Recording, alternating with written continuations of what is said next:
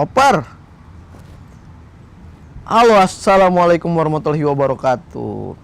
Ya, seperti biasa, gue lagi main game dan sekarang gue mau ngobrolin Dikidi bukan kedatangan sih. Ya, lagi ada berita duka sekaligus berita gembira sebenarnya. Jadi beberapa waktu yang lalu itu OB Dikidi itu cabut, si Dadang.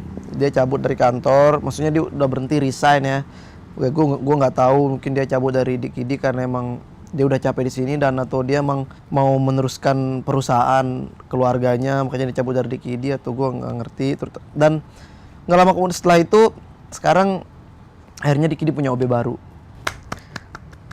Namanya Adit. Iya sih, Adit menurut gue terlalu keren sih untuk nama seorang OB ya. Tapi ya apalah arti sebuah nama ya.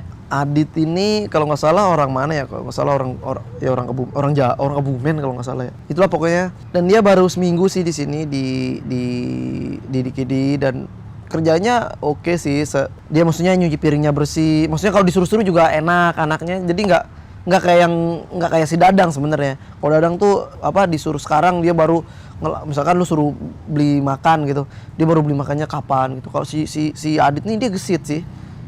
Ya gue nggak tahu, mungkin karena awal-awal ya, mungkin ntar kalau setelah beberapa bulan dia udah mulai sengak kayak si Dadang, gue nggak tahu. Tapi so far asik sih anaknya. Dan kalau tahu Adit sebenarnya, lu bisa ngelihat ini video gue yang ojek payung itu tuh, sebenarnya Adit itu tuh OB gue yang OB Dikidi yang baru. Anaknya asik sih, dan masih muda banget, pokoknya masih belasan tahun. Dan gue ngeliat dia ya, gue salut banget sih untuk ukuran anak seumuran dia, yang tapi kerjanya rajin dan kerjanya bagus sih. Jadi buat Adit, OB baru di Dikidi, selamat datang di Dikidi.